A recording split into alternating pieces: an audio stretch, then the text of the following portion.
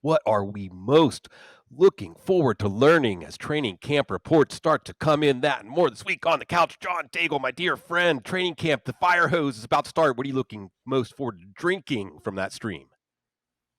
The one situation I will be watching the most as we continue to throw darts at literally the entire target tree is the Packers wide receivers room and trying to figure out which one, if not two, are going to stand out the most. Right now, for example, in ADP, Jaden Reed, if you're looking at home leagues, typically goes ahead of Matthew Golden. Matthew Golden being the first round rookie that everyone's excited about.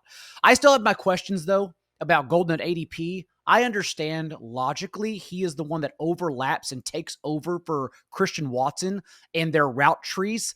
At the same time, though, if it weren't for that blazing 40, and don't get me wrong, it was amazing, but if it weren't for that fast 40, we're definitely questioning Golden's profile and being a first round player. Just in that going back to college as a speedster to have only a 13-yard depth of target is questionable to begin with. Think of someone like Jermaine Burton, for example, Right. who is also a speedster, but still led his class with a depth of target over 20 yards.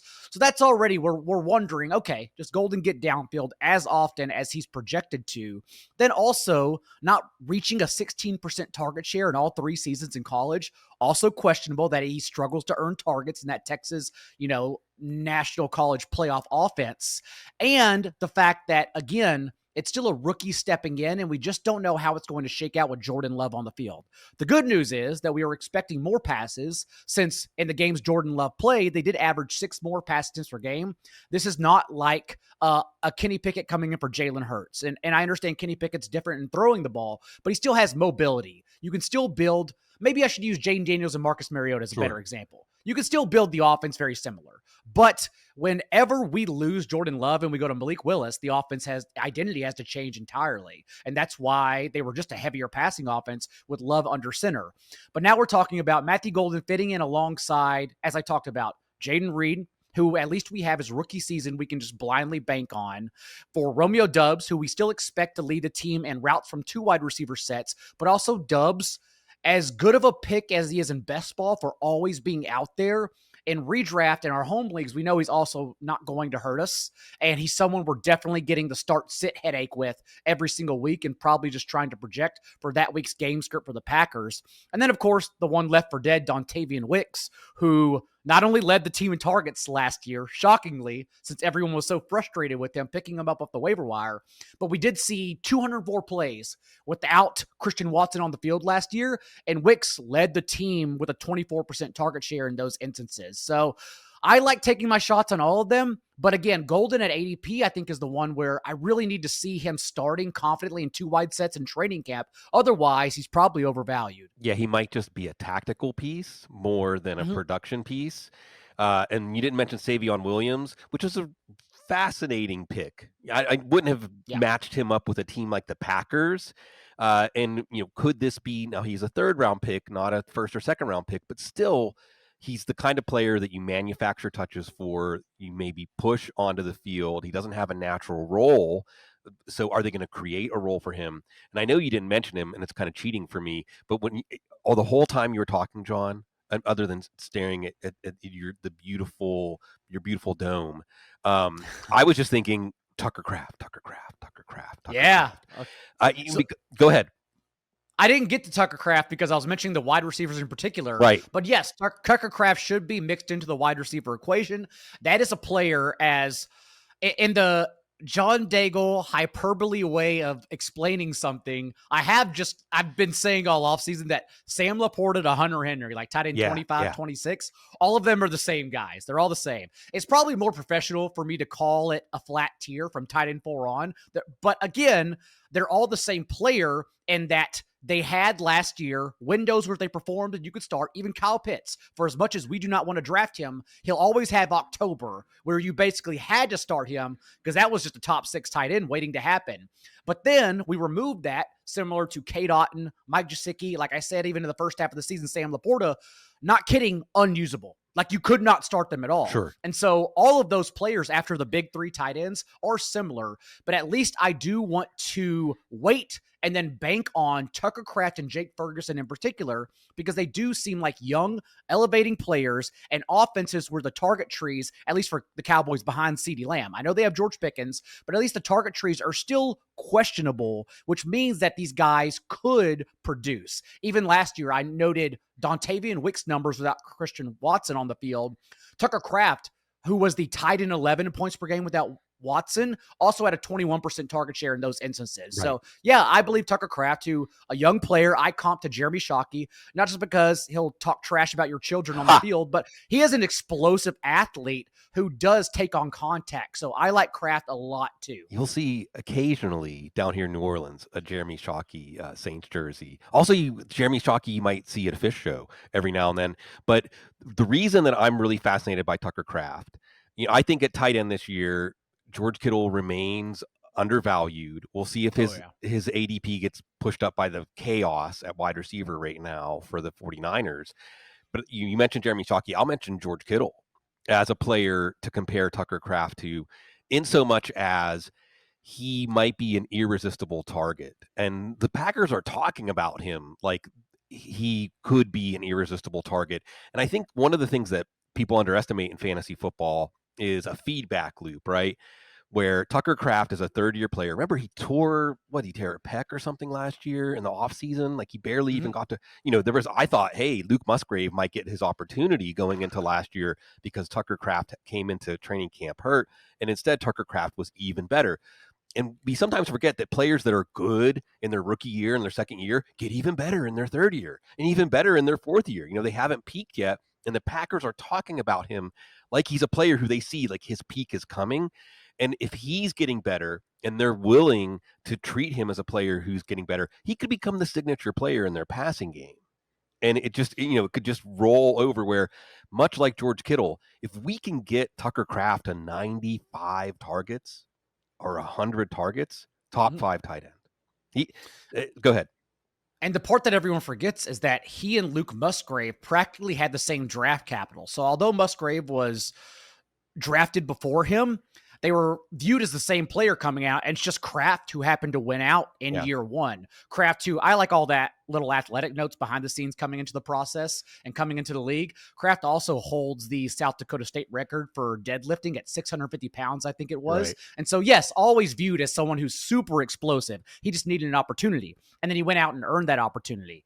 I also like how you mentioned George Kittle, because as I am currently pushing out all the season-long stuff, which, as you know, also being in the streets for the third year in a row, it feels like, but more intensely than ever, season-long ADP is separating itself significantly from best ball ADP. So much so, if you've been drafting in best ball leagues, you can't come into season-long and be prepared. It's entirely different. Yeah. You're going to be shocked at, quote-unquote, the values compared to best ball leagues. And so for season-long, the way I'm viewing the tight end position right now, outside of, as I mentioned, tight end 4 on being the same player, it is the fact that Brock Bowers is being drafted in home leagues to begin the second round around other guys who I've been arguing you should prefer, given that their positions are far more important. You can get Bucky Irving, Devon A-Chan, even Christian McCaffrey is going to be hated for recency bias, and that's just incorrect. We'll probably get into that later. A.J. Brown, Drake London, these are guys you could literally get instead of Brock Bowers. So it's not a knock against Brock Bowers. It's just the argument that if he does the same thing, because he didn't separate last year and finishing with 2 other guys with 15 points per game at tight end, if Brock Bowers is the same player, that's amazing. But in this dumb little game we're playing and talking about, it doesn't matter. Like, he is not separating from the other guys at other positions I talked about.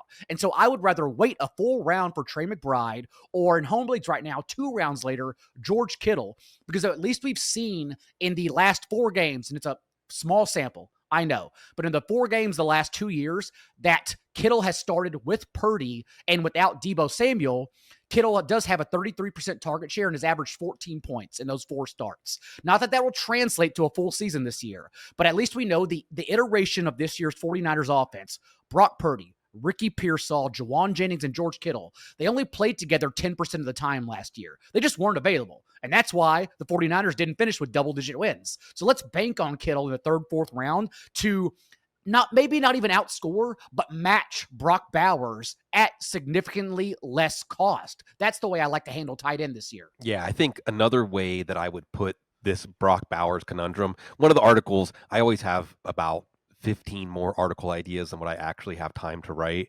John, but something like the 10 commandments of fantasy football this year. And one of them is, and I would even include McBride, although I won't be as much of an admonition. I just can't see in a typical PPR league taking Brock Bowers ADP. I just can't see it Yep. because the simplest way I can put it is even if you incorporate some boost, second year player, Geno Smith improvement at quarterback, a better offense with Chip Kelly, even if he gets up to say a 17-point player, you're taking him over 19-point players at other positions, and there's a 16, 17-point tight end available 2 or 3 rounds later in George Kittle, and it's really fun. It's like a buffet. Once you get to about tight end 10, there are any number of tight ends, to your point about that flat tier after Sam Laporta, and Laporta could be interesting. Really quick on Sam Laporta, from about week 12 on, he was the tight end we expected him to be, including in the playoff game, and he was banged up to start the season. And John Morton has said Jameson Williams and Sam Laporta are players he's really interested in. But you've got, I think Dallas Goedert is overlooked. Dallas Goedert, there was one game that he played 3 snaps. If you take that game out, he was a top 10 tight end on a points per game basis. And I do think the Eagles are in for some sort of rebound in passing attempts. I don't know how big it'll be, but it's not going to be as low. Everything isn't going to be so perfect as it was last year for them to be such a run-heavy offense. There's the rookies, Colston Loveland and Tyler Warren. I love Isaiah Likely. I think Isaiah Likely is right there with Tucker Kraft as a player that we could see all along the team has been planning on featuring them. They're talking. I think if Isaiah Likely gets the extension, John, before the season, then the light bulb might go on for people. Oh, yeah, they see him as a core player in their passing game and in their offense. And all of the signs with Mark Andrews, trade talk, the way his season ended, I think you're going to see a changing of the guard there, possibly. So you got Goddard, likely, the rookies, Kyle Pitts, Dalton Kincaid. I mean, I get it. Dalton Kincaid was way overdrafted as tight end 5, but now I think we're overreacting, putting him all the way down at tight end 15. He was playing through injuries last year. You can just double dip or even triple dip from that tier, and you'll probably be okay at tight end. So I just don't see a case for taking an early round tight end. Okay. We pretty much covered the whole tight end. Go ahead. The emergence of Likely is interesting just because the Ravens are still clearly looking for that third wide receiver perennially. Like I will always look back in favor of all the moments DeAndre Hopkins gave us, but we also know like there's a meme out there where we saw Steve Smith play his final years with the Ravens. We saw Odell Beckham play his final years with the Ravens. Like DeAndre Hopkins, we know why he's going to Baltimore, what he's going to do. So they are still searching for that third wideout. And like Sam Laporta, the argument against him as a rookie when he had 10 receiving touchdowns, and there were many stats out there that were that highlighted why he was going to regress. Mark Andrews kind of facing the same thing, whereas he converted 15 red zone targets into 11 touchdowns. All 6 of his targets inside the 10 were caught for touchdowns. That doesn't happen. Say, even if regression comes for one of those scores, he goes backwards. And remember, for the first 5-6 weeks of the season, Andrews, which is why he fits into this flat tier, Andrews was also a guy that people even dropped in season-long leagues, and rightfully so, because it really seemed like after a month, he's just done. And it's instead going to emerge as likely as a fragile, but still off and on sporadically usable piece. And so maybe this is it's not his second year, but this is the second year coming for Isaiah Likely. Sam Laporta this year, I'm viewing it a bit different just because, yes, like you said, increased to an 18.5% target share over his last 8 starts. But I think that full season was really because of the emergence of Jameson Williams. Last year, that was the most routes Jameson Williams has run since high school in any season because he's been injured for basically his entire career. We finally saw it, and he turns that into a boomer bust profile with a 17.5% target share. But when you're talking about Jahmyr Gibbs, David Montgomery, who was used a shocking amount in the passing game as well, because him and Gibbs are, whether people like to admit it or not, were, at least the past 2 years, a committee. Amon-Ra St. Brown. Like, this is already a spread out target tree with Laporta included, and now we're tacking on a double-digit target share we have to fit somewhere for Jameson Williams. So I do think that was a case of Laporta just stepping back because the target tree expanded, which I believe continues happening because Jameson Williams honestly probably just develops rather than goes backwards at all. Yeah, Jameson Williams, you're already hearing, again, buzz, off-season buzz. As soon as they show up at camp, improvement. Go ahead. People have a lot of stats, by the way, for Jameson Williams. And like even I write in our team preview, which I just put out on the site, I'll rattle all these off over the next 2 weeks and get them up for everybody because we're just launching our season-long package at Establish the Run. But the one stat no one can tell you because only I've seen it. And I put it in the column too because we love connecting real life to fantasy football and just remembering that we don't take ourselves seriously. We take our job seriously, but not ourselves. Right.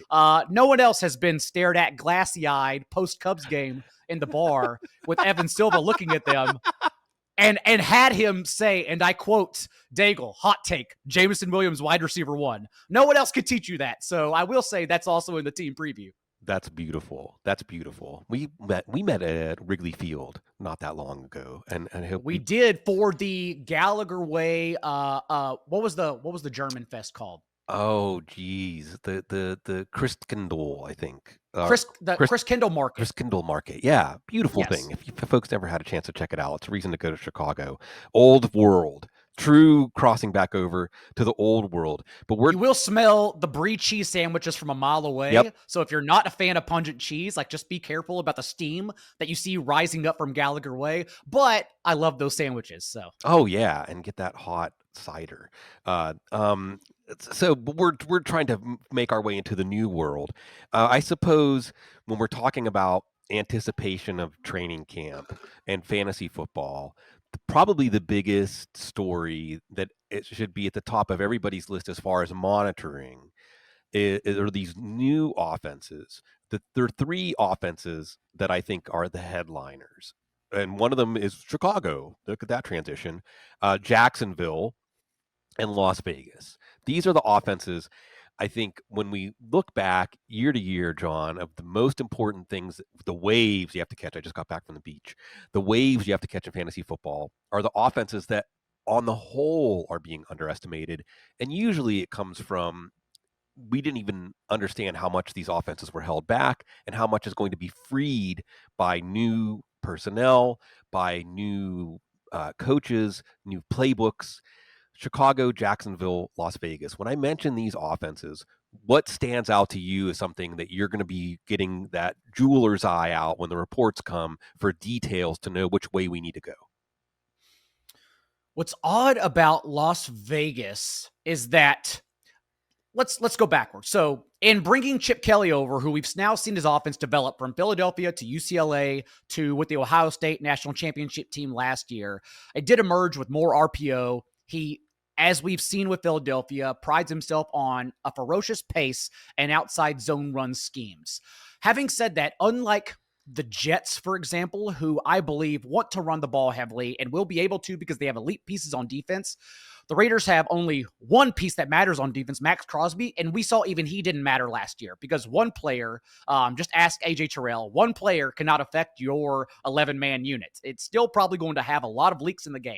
And so I question whether they can run the ball as much as they'd like to with Ashton Genty. Genty will be fine, at the first, second round turn in home leagues because I believe he's going to take on the pass catching role there as well. But really, in terms of the pass catching game, if we are saying they are going to have to pass more, can do that comfortably indoors with Geno Smith, who is a terrific QB3 value in Superflex leagues because we project him as a 17-game starter, Brock Bowers is the only one priced in. Like, Jacoby Myers wasn't far behind them. Whenever they traded Devontae Adams, Brock Bowers led the team with a 30% target share. Jacoby Myers was right there as a 26% target share. And this guy is just available as a wide receiver 3, 4 in some home leagues and PPR leagues. So you probably should just take on that value because that's what he is. Not only that, but I'm expecting their passing game to have more efficient success than others, given what Geno Smith showed us he was still in his last couple years in Seattle. Last year, for example, they were 21st in ESPN's pass block win rate. Now Geno Smith goes to the Raiders, which finished 17th, and they might not be upgrades, but at least change some things around in their trenches. And at least we saw last year, Geno Smith, whenever he's operating from a clean pocket, and clean pocket numbers, we've tested it, tend to be stickier than like under pressure numbers. But from a clean pocket last year, Geno Smith still 7th in yards per attempt, 14 touchdowns to 2 picks, was really good throwing the ball downfield. And now we can get that, again, with Jacoby Myers at a value. And so I do think the Raiders passing game, again, I wish Brock Bowers was much cheaper. But beyond that, I think Myers is a good value as long with Geno Smith.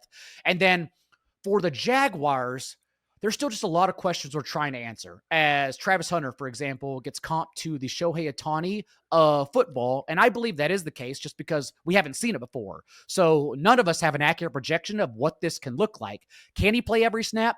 Every single person, as the great Coach Speak Index on Twitter has been showing us through the Jaguars press conferences, everyone from the GM to the head coach, to Travis Hunter, to the players, his teammates practicing with him are saying, look at this guy. He could play every play and he wants to play every play. So it could happen because we don't have a relevant example.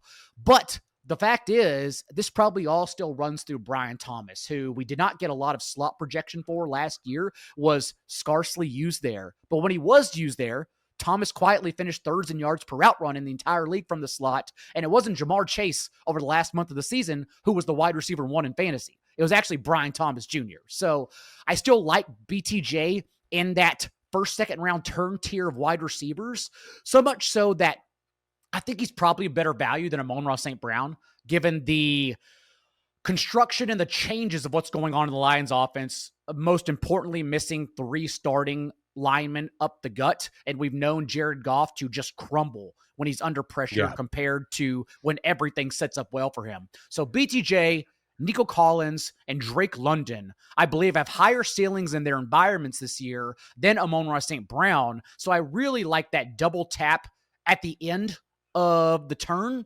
But in home leagues, again, as I say that, for recency biased, you are going to get Christian McCaffrey there. So just take on CMC at 112 and be happy. Yeah. That's a long way to answer your question about the Raiders offense, by the way. No, well, and there's some good things to sift through here. And I think the most important thing that our beautiful, wonderful listeners and viewers should take out of this is right now, as we're recording this on July 21st, you should be in a receptive mode. You should be ready to receive. You shouldn't be constructing your takes and getting ready to defend them. You should be ready to get information coming out of these training camps.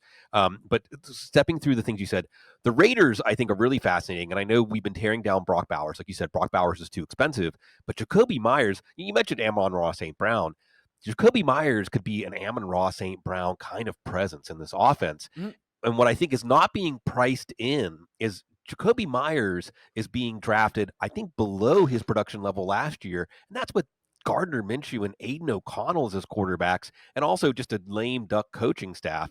I do think Chip Kelly is being underrated as an instant transformation factor in this offense. And the way I like to put it, the strange parallel, John, and I know I'm oversimplifying. I oversimplify a lot of things, is Chip Kelly went to the pros to bring college offensive concepts to the pros, and then went to college to learn pro concepts in college, and now he's back in the pros, and he's like Chip Kelly 3.0.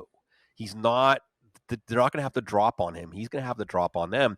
And I think if we're looking at last year, what was one of the biggest stories last year that could have benefited you in hindsight in fantasy? It's that Washington was going to be an entirely different franchise, right? We don't have new ownership in Las Vegas, but otherwise, the feeling in the room, like I would be excited to follow Pete Carroll anywhere, right? Pete Carroll could coach me into anything. And then you have Geno Smith, who was disrespected by Seattle, and now he feels loved in Las Vegas. You have Chip Kelly, who's got on his redemption tour. You have Ashton Genty, who's this classic point of the spear, the same way that Marshawn Lynch was. It's a whole new feeling for Las Vegas. And I think that we may be underestimating how much meat was left on the bone for the talented players in this offense and maybe I'm just talking, maybe this is how Brock Bowers works out as a top 15 pick or top 18 pick anyway. But Jacoby Myers could be a player we look back and say he should have been going in the third round, maybe even in the late second round, especially in The PPR leagues. Now, the the evolution of Travis Chip Hunter thing, Kelly. I just want to go ahead. Well, I was going to say the evolution of Chip Kelly is also an argument on behalf of Geno Smith, just because Pro Football Focus charted Will Howard. 84% of his carries last year were designed by Kelly, and we know Geno Smith is still mobile too. Over the last couple years, he's Yeah. added on 2.5 rushing points per game. That's what we always like from our late round QBs. That's what our friends JJ Zachariason and Rich Rebar, they've made their profiles, like their entire brands of late round QB in the Konami code on those guys. And now Geno Smith is there tacking on, roughly 3 points. So yeah, it's all an argument for an indoor Las Vegas environment. And we had Geno Smith not that long ago. Russell Wilson leaves Seattle, goes to Denver, bottoms out. Geno Smith is actually decent. And there was a time we were looking at him as a borderline top 10 fantasy quarterback. Why didn't he reach that? Well, it might not have anything to do with him. It might have to do with the offensive environment he was in and the change and turnover, the problems on the offensive line. This is why Sam Darnold, we may see going from Geno Smith, who performed valiantly in very terrible circumstances last year. That's not a quality we would ascribe to Sam Darnold. There's a lot of things we could say good about Sam Darnold, but under fire, he's not the quarterback that you want. Whereas Geno Smith now might be getting a big boost in terms of a comfort zone to actually operate in. And again, the confidence, feeling like, I think for the first time in his career, really, that he's fully embraced by the coaching staff that he has, by the organization, by the franchise, as a franchise quarterback, even at this late point in his career. I want to take a moment out just to bask in Travis Hunter. And you mentioned the Shohei Ohtani. I probably have brought this up before. And it's great that Shohei Ohtani is pitching again. And I really want to highlight this because people make this comparison. And we can just throw this, oh, yeah, Shohei Ohtani plays both ways. I really want to focus on this. A couple of years ago, when I was in my annual trip, our annual family vacation to North County, San Diego, we actually drove up to Anaheim. It was right before Ohtani's arm blew out for the second time. Got to watch him pitch, John, in Anaheim, and got third base side seats so I could see the beautiful unfolding, like his motion. Got to watch Yu Darvish pitch on this trip, actually, by the way. Yeah. The aesthetics, man. I'm sorry. By the way, here's my hot take, John. Baseball is it is number one in aesthetics. The most beautiful sport. The follow through, like watching Manny Machado's follow through from the third base side. But that's the last line in Moneyball, the quote from Brad Pitt. How can you not be romantic about baseball? And then the movie just ends. Yeah. Well, there's something about the aesthetics. I know there's another quote out there. It's like humans have never achieved perfection more than the 90 feet between bases. This is a football show. That's a good one. But Ohtani, and I remember the entourage that followed him. I mean, I'm getting the feeling, the chills over me right now, watching him walk out from the bullpen. And I know that this is sacrilege. A voice came into my head saying, there goes the best baseball player that ever lived. There goes the best baseball player that ever lived. And the reason I'm saying that is if you watch Shohei Ohtani, especially if you watch it when you watch him when he was pitching, with the road announcers, oftentimes the color guy, and I've made this speech before. Sorry for folks that already heard me make this speech. The color guy often was a pitcher, right? And oftentimes a former starting pitcher. And they were just mystified, absolutely mystified that he could start a game and even bat during the game the way there are games I think he came close to hitting for the cycle while he was pitching. Like he was a better hitter while he was pitching. But then like the next day go out and hit the way he hit. They said their body was wrecked for the next day or two after they would start. And they really truly could not understand. It was impossible for them to comprehend how he could go out and play baseball the following day.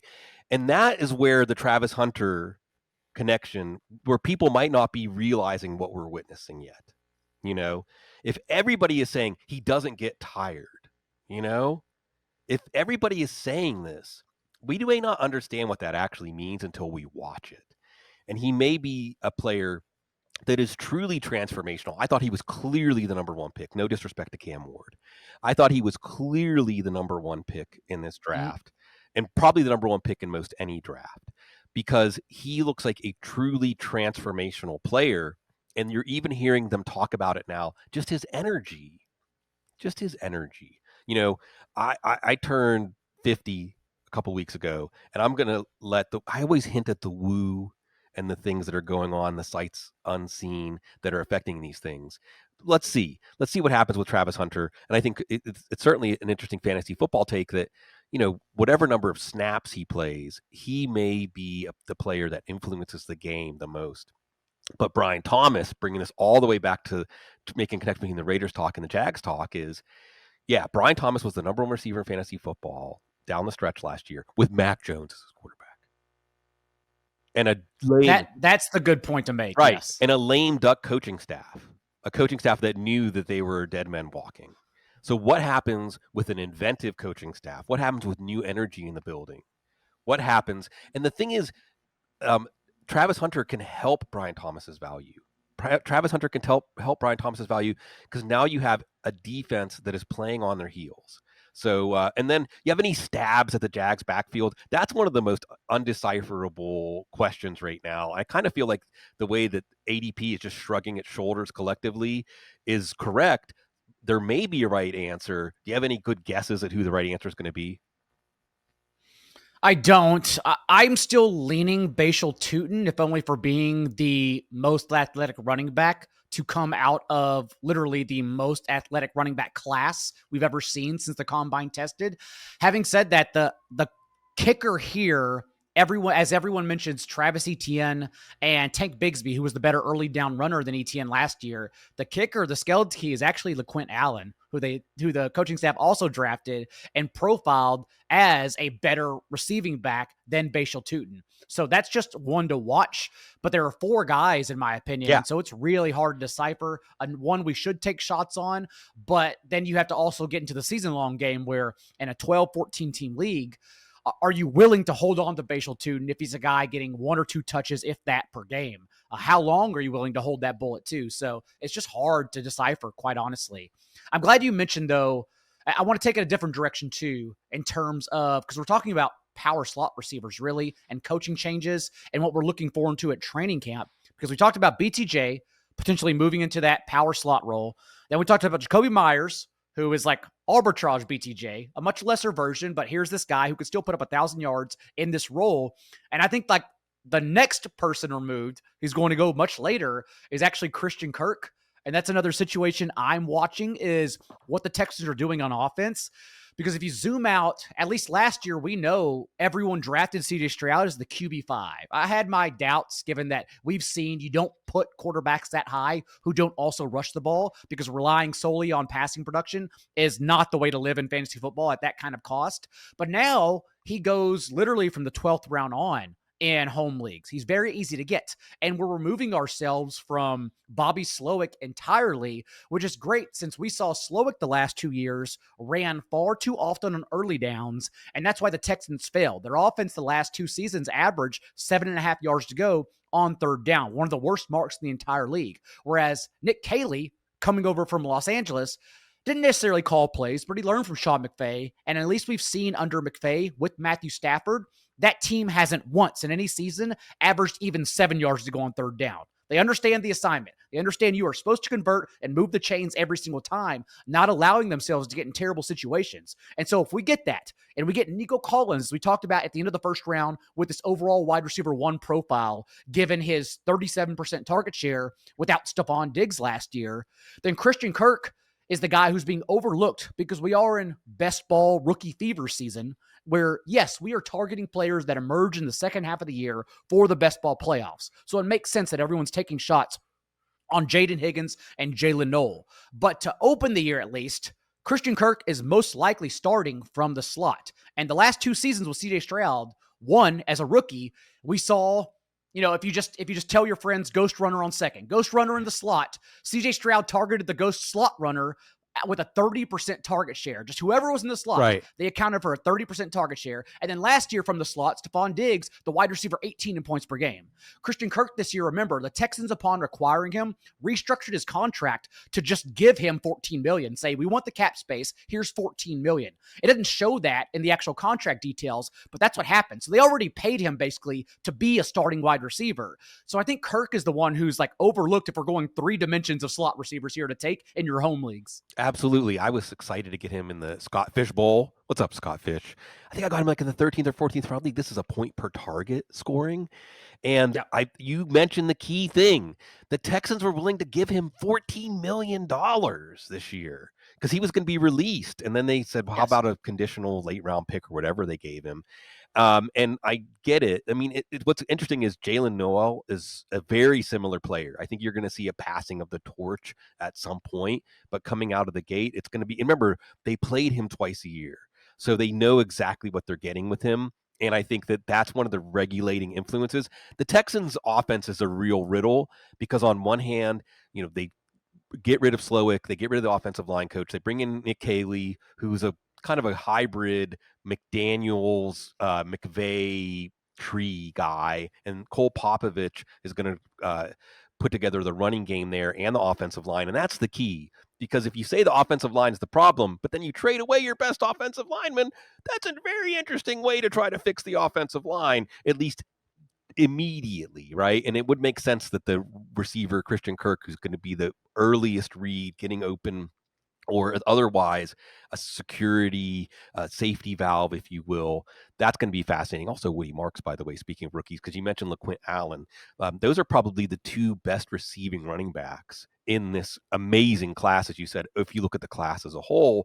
And they're both guys that could have big roles in their offenses. And just touching on that Jacksonville backfield, I think you laid it out really well that, hey, all 4 guys are going to have a role. It might be something that's really efficient for NFL football and frustrating for fantasy football because all 4 of these guys are different. They have different strengths.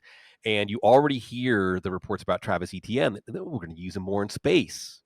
Wow. Like maybe Travis Etienne just wasn't being used the right way. That doesn't necessarily equal fantasy football breakout, but it gives you perhaps a clue to how they're going to deploy their backfield. Go ahead. The Jaguars are also a great example of why I'm struggling with the most common questions in 2025 fantasy football, because everyone wants to glom on to sleepers, right? Who are you taking last? Who's your most undervalued player that I can get? This is the time of the year where your friends text when you haven't heard from them all year, but now they want to know who they can take as a sleeper. And like this year, I'm admittedly struggling because I find myself, and anyone who's listened to me on any show, that they know to drink anytime I talk about Windows because fantasy football is played in Windows. I really find myself struggling to have any amount of sleeper because I'm questioning really the cost of Windows. Alvin Kamara, for example, Aaron Jones, Kenneth Walker. If we're drafting them based solely on probabilities, they likely lead their team in touches. But also, what is a if instead it's a 4 to 6, 6 to 8 game window, what is that worth? Is that worth their ADP cost? And then as a sleeper, Jordan Mason, Zach Charbonnet. So similar to the Jaguars backfield, where at least Bashal Tutin, again, in your home leagues is going to go one of the last rounds. You can take him. You can easily cut him. You can replicate his production. No worries at all.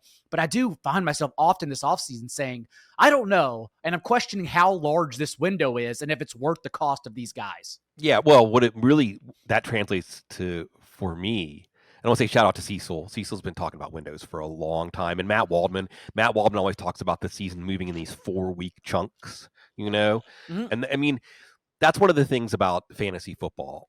I when people ask what's the most important thing is for a fantasy football player, it is being willing to accept the new reality with a limited amount of evidence. Because if you wait and say, I want to see one more week of evidence, I want to see another week of evidence, it's too late. It's too late. Yep.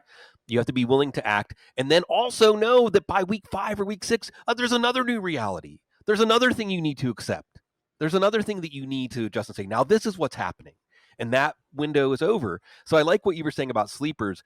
I mean, we're all going to have, I'm off the top of my head, Demario Douglas, Adam Thielen, I can give you like my Kyle Monaghan guy, Brashard Smith, right? But the thing is, ask me again after week 1 and week 2 and be ready to I don't care don't listen to what I said in August once we've seen a couple of games. Then I'll tell you. And then we'll have a much more defined set of what's going on. We can speculate. And the best thing we can do with all this prep, with all this information we're getting in training camp in the preseason, is being ready to understand the significance of what we see in week 1 and week 2 and act on it, instead of being the kind of fantasy football manager that says, well, that wasn't what I was expecting, so I need to see it again before I really believe it. Because you can be, and I always use this analogy of the offensive lineman that gets smoked and gives up the sack is usually there to recover the fumble. Like, we can recover our own fumbles, right? And that ends up being a huge fantasy football skill, because when you're wrong and it burns you, you actually are ready to act. Whereas people who are fence sitters on it are saying, well, I don't know, I want to see a little bit more. We've got a few more minutes before we go off the rails, where it's really fun.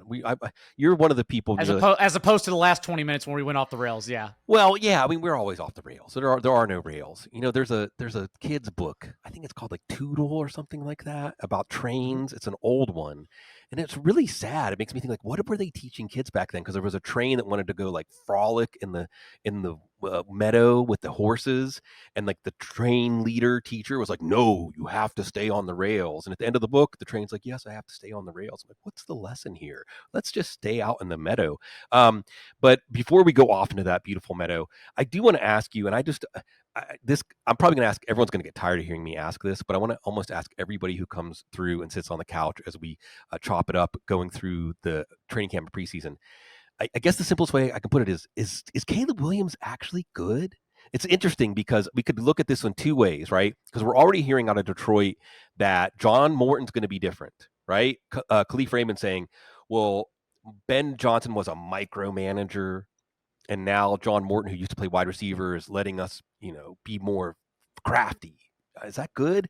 I forget who it was in my Twitter that brought up, like, I don't know if that's good for Jared Goff, wide receivers who are kind of improvising. But on the flip side, that should give you an idea of what Caleb Williams is going to be asked to do, and what the receivers and what the offense, it's going to be precision based. And, there's questions about Rome Odunze, DJ Moore, Luther Burden, so on and so forth. The Bears, I mean, they clearly have their goals with this offense and Ben Johnson. But if Caleb Williams isn't that guy, it never gets off the ground, I don't think.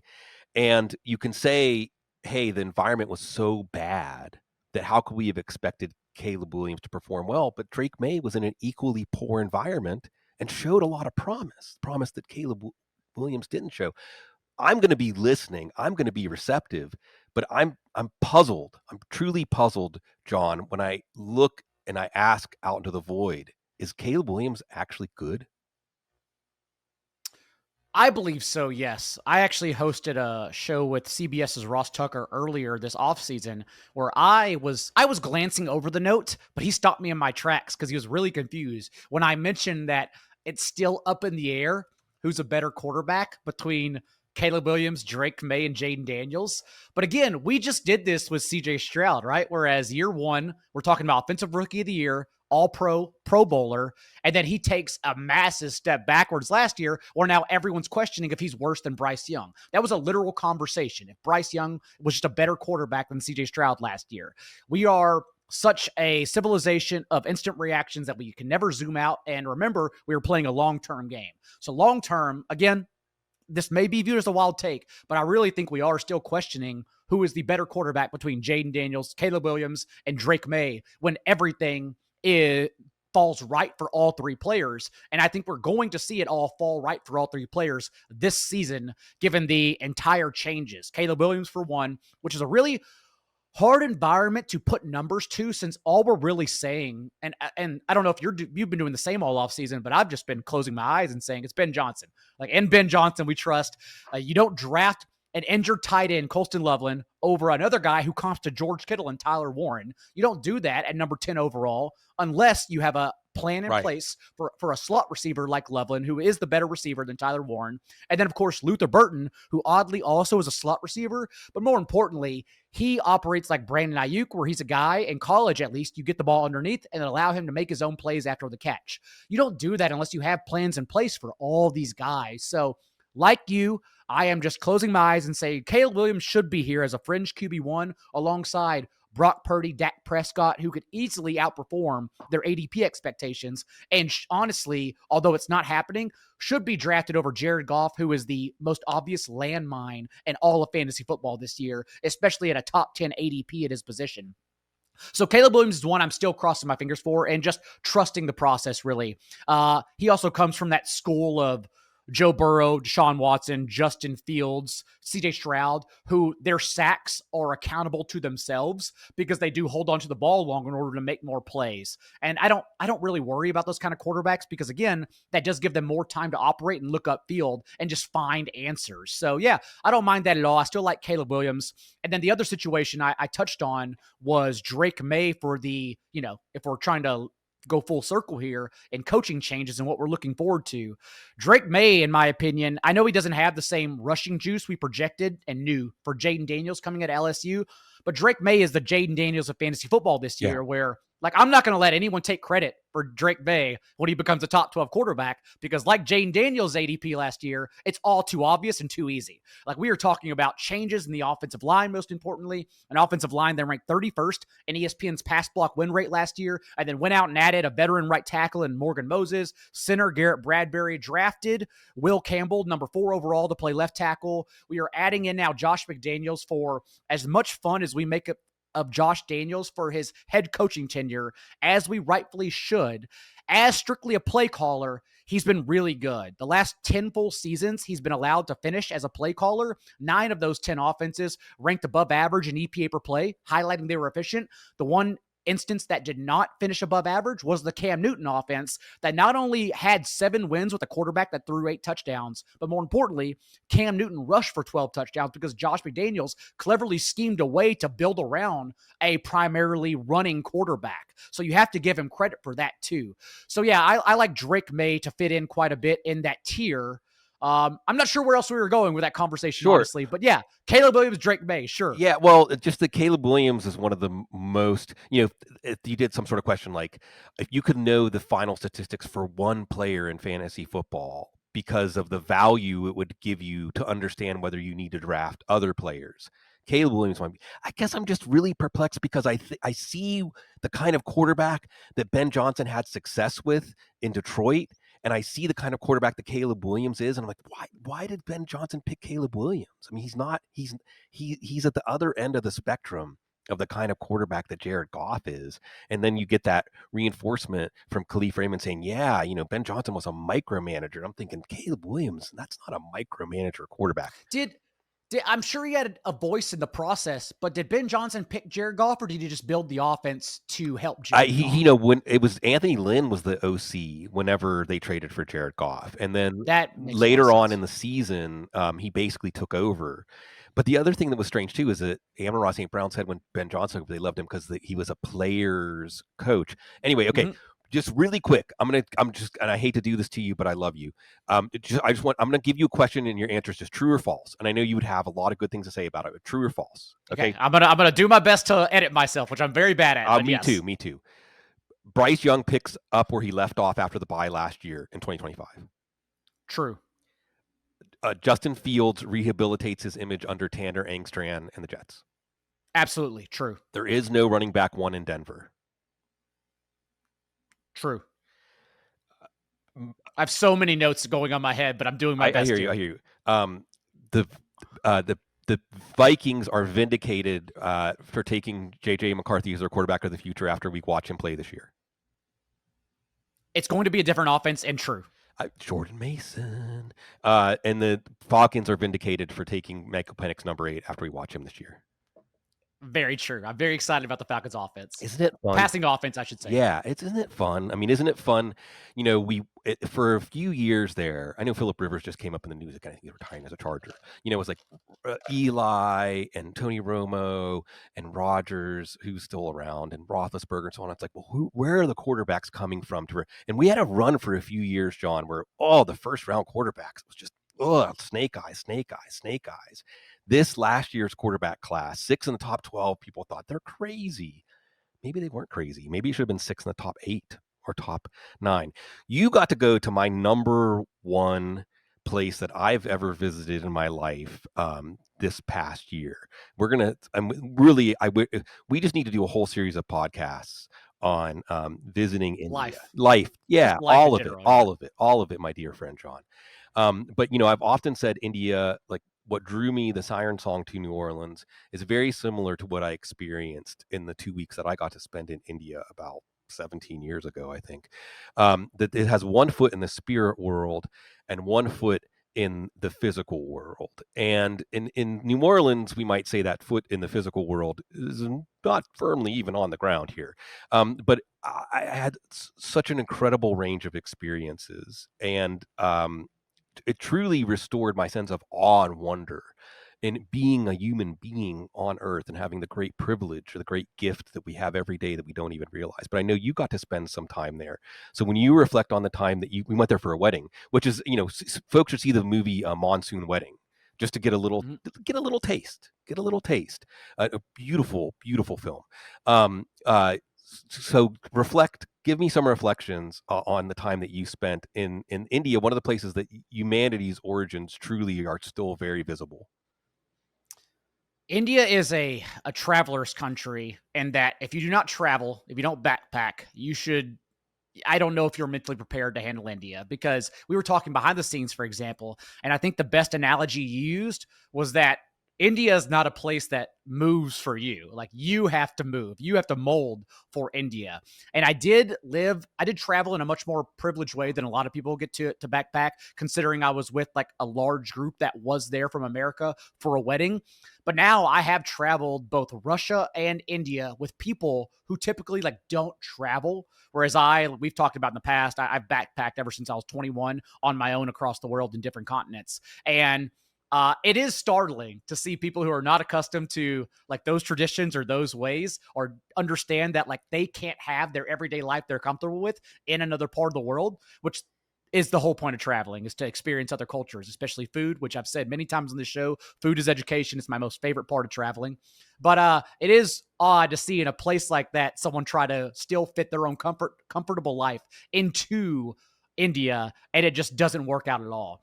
I would say the most telling thing from my experience, which could only mean something to me personally, so I may not be like giving a broader message here, but there was a butterfly effect, a moment, maybe an epiphany, which I don't have often. Whereas we were in a hotel room post, it's not even like wedding practice, because there's 7 days that happen within an Indian wedding. So I don't even know what day it was. I don't even remember what the actual context or the celebration was at this point of the process. But one of the nights, we were all the people that stayed up late jammed into one singular hotel room, which is pretty much how everyone that grows up in India hangs out. Yeah. You invite your neighborhood over. Right. And so it's 15 people stuffed into a cubicle, basically.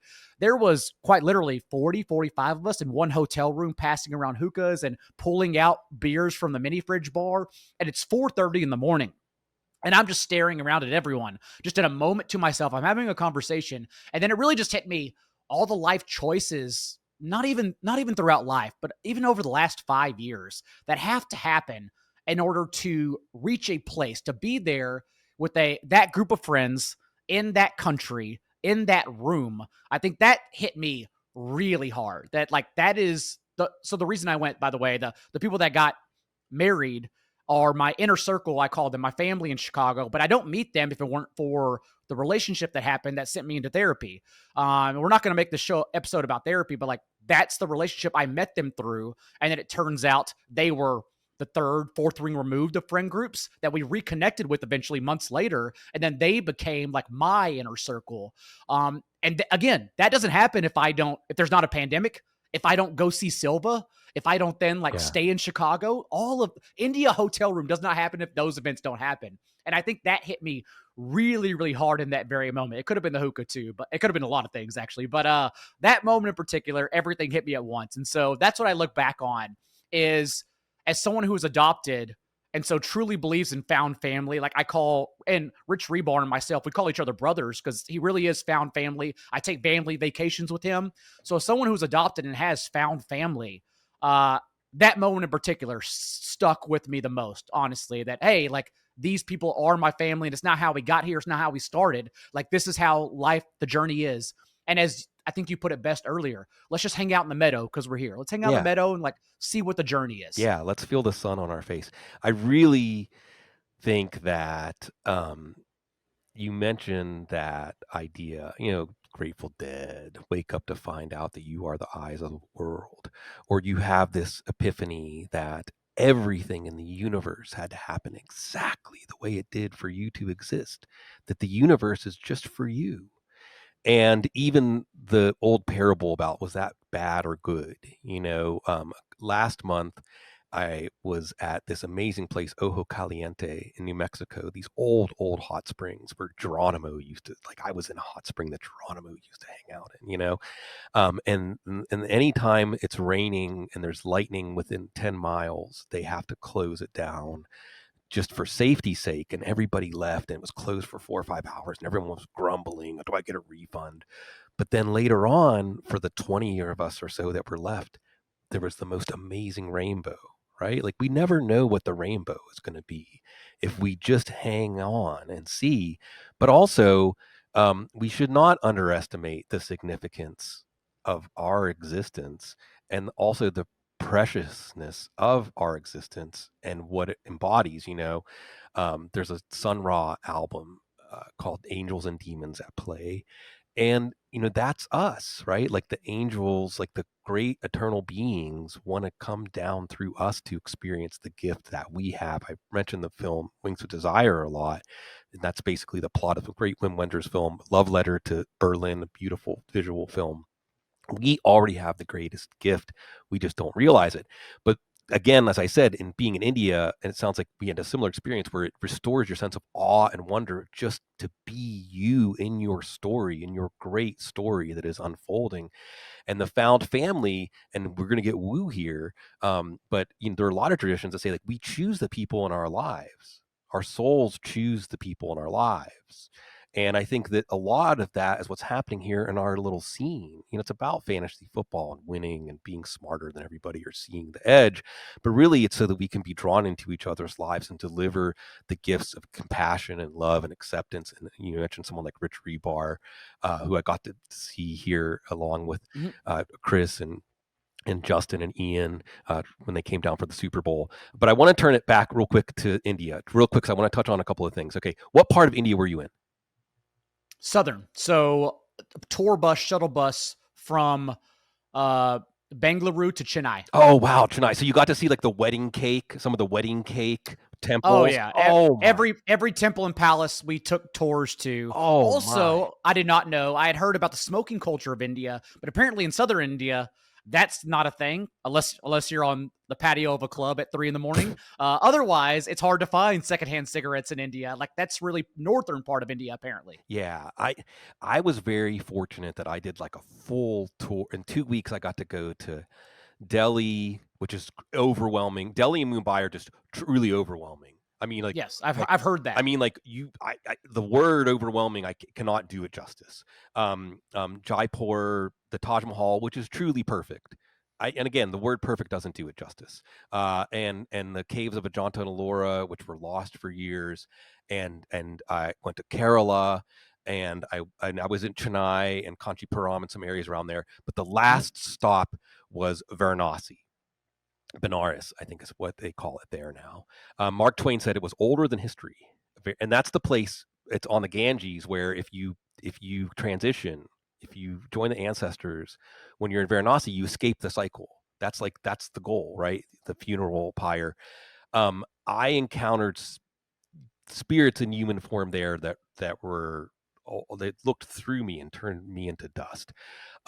Things that I cannot and will not understand, and I probably don't want to understand, because that would take on the weight of the world that I'm happy just to have to handle my own weight. But all of these things, I think, again, were about uh, relighting that pilot light of awe and wonder and always gratitude. And that's one of the reasons that I always enjoy the time we spend together, John, because I think that as much as I try to, you also radiate just a sense of gratitude for us getting to do this, getting to hang out and talk and spend time with friends and call it an occupation. and bring out that light and that love and the curiosity. And that is why this show was about. Training camp is we're on the eve of training camp, and it's why I wanted to spend time with my good friend Sean, to spend time with all of my good friends out there. And by the way, Football Guys Magazine we're doing a magazine. It's awesome. Come and join us in the nostalgia. You can take it to the beach with you. You can take it to the bathroom. You can lend it to your friend. You can write on it. And of course, everything that John does, not John Daigle, Daigle, Establish the Run, our good friends over there, Adam and Evan and everybody in our wonderful sandbox that we have here. Thank you for letting us have a place in your life. It's a pleasure. It's a privilege to serve you. Get ready, folks. The season is almost here. Draft season is here. We're going to have a lot of fun together because you're so classy.